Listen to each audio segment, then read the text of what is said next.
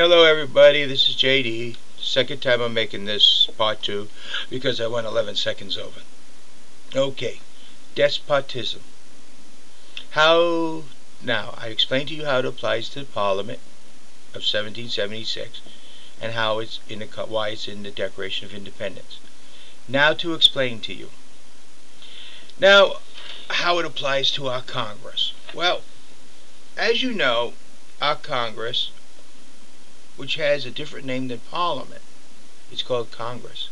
Even though it's divided into two houses, the Senate and the House, we still have a different name. Our forefathers did not want to call it Parliament.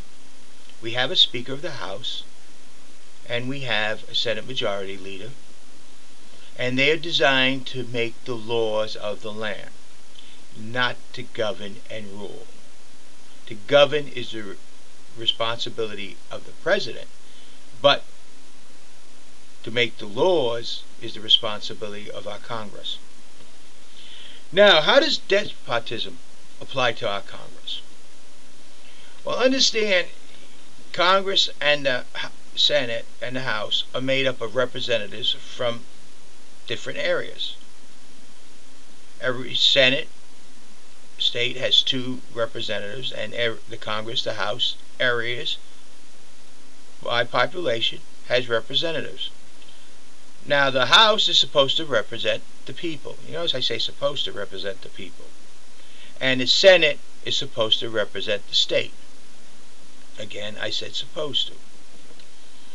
Now, that's according to the Constitution, but is that actually what is happening?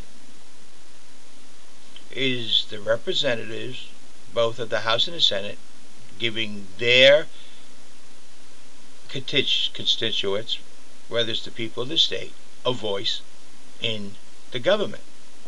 Or is it going to be like Parliament of 1776?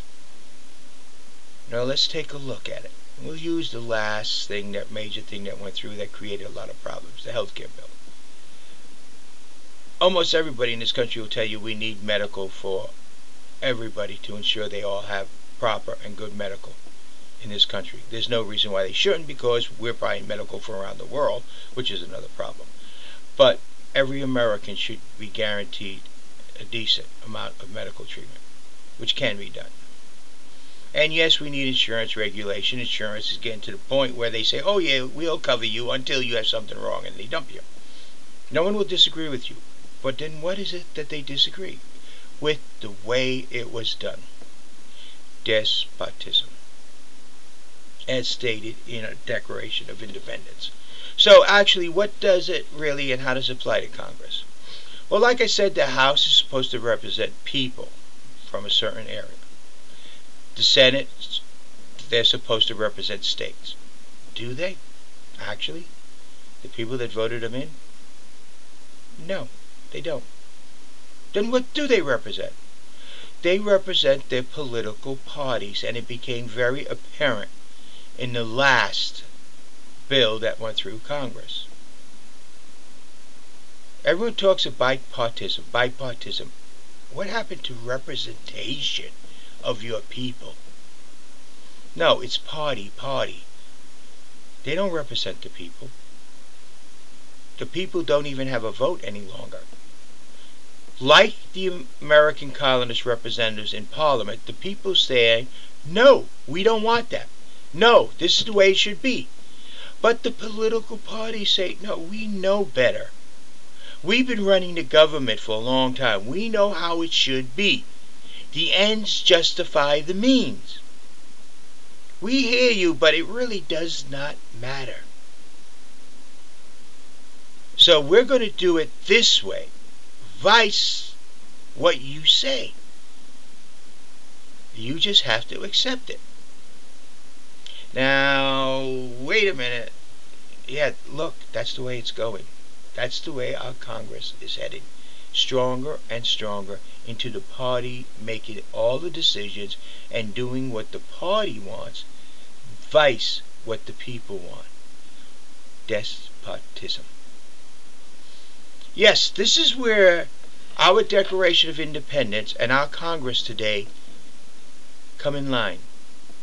Our Congress today is very similar to the Parliament of 1776.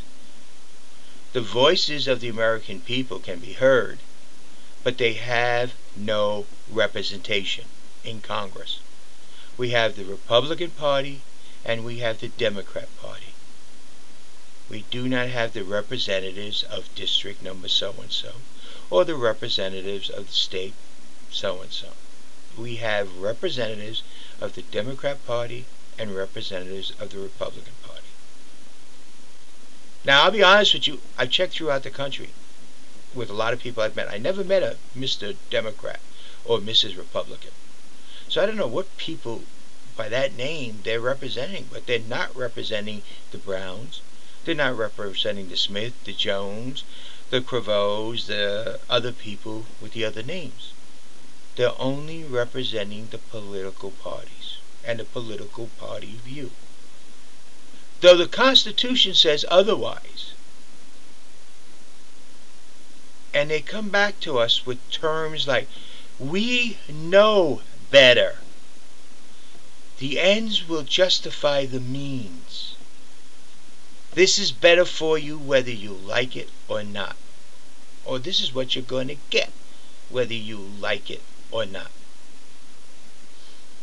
And they say, oh, well, we'll sacrifice a few Democrats or Republicans at the next election, but we'll get them all back.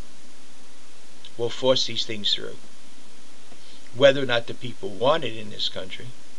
And our Congress is more concerned about the world than they are about this very country that we are in. Just like Parliament, more concerned about England than they were about the United States, well, the colonies at that time.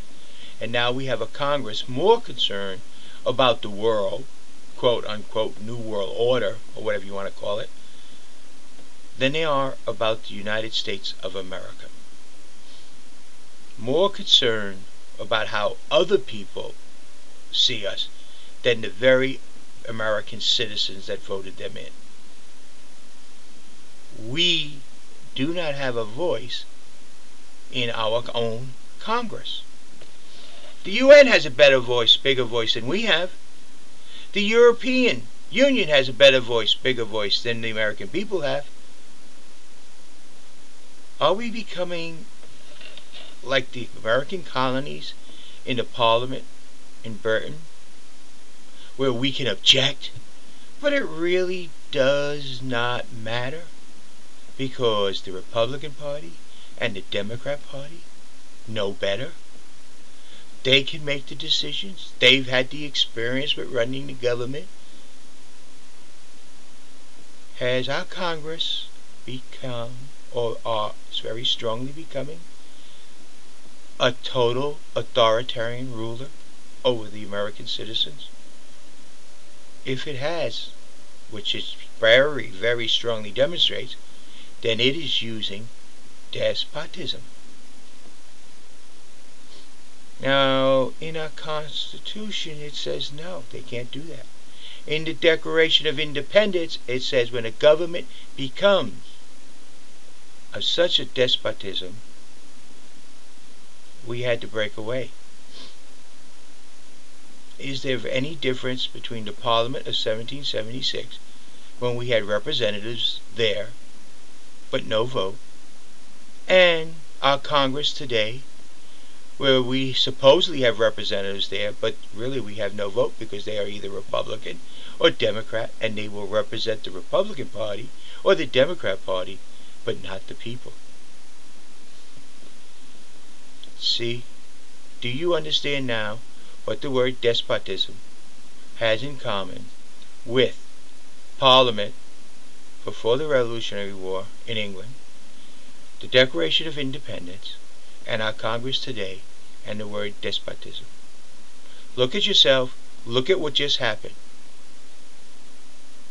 If left to continue, the American people will not have no voice whatsoever in our Congress, either the House or the Senate.